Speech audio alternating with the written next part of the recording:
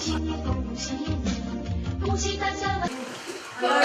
you're all excited about the move. This is our first day in the new building. You know that the Bentley Day Centre that we have built for quite some years closed down, so that's the reason why we've moved here. Got a bit more space in this building, which is nice, and I'll explain what the rules are being here. There'll be a new cafe here on the 1st of March. That's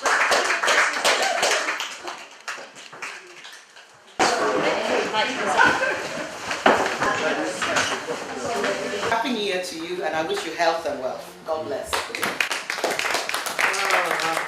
The topic I want to talk about is obviously Chinese New Year, and it started about 4,000 years ago.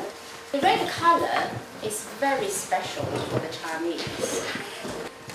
Why the red so important in Chinese culture? Because thousands of years ago, it once believed that red scares away the evil spirits.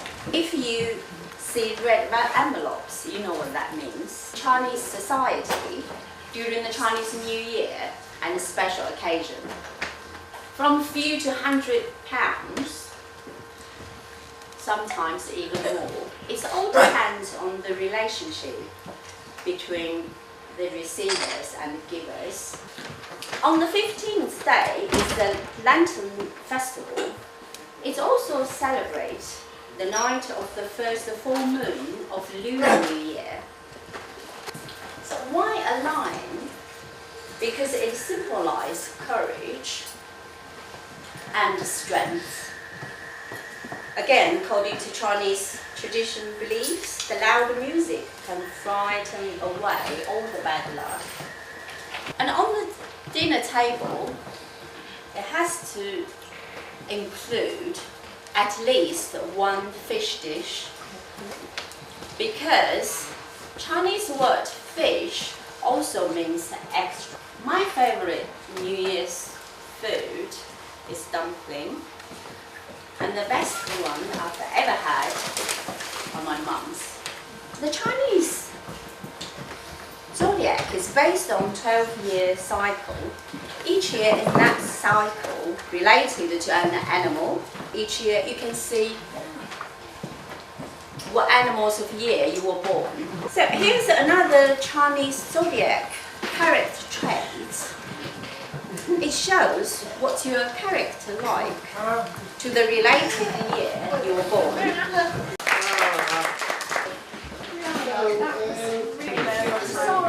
Give you my bag all the time. Wow, that's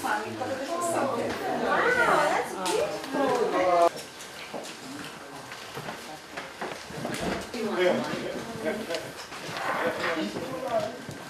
This is my best problem. We're going to talk about the Philippines today. We volunteer for 3 months in the Philippines with VSO. I'm studying at University of East London. I'm doing sports science and coaching. Company, we go out and support deaf children and adults and people with special needs. VSO is an international development organisation. We volunteer and go out to try to add and enrich education for youngsters. Sometimes we go out and we help in hospitals, we might help to improve care or improve the buildings, and that tends to be between 18 and 25 years old. 2 groups of 8, and you'd have a pair who'd be living in a particular part of the Philippines in accommodation, and also learn about each other's ways of life.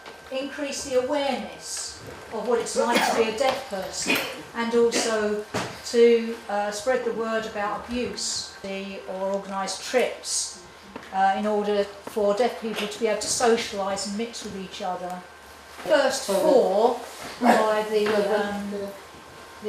Deaf Association, and the last 3 by the sort of club, to involve deaf people in the council and to support, if you like, people who are disabled who have a much harder time in life because we're not aware of roles and responsibilities And so therefore you needed some organisation development to help.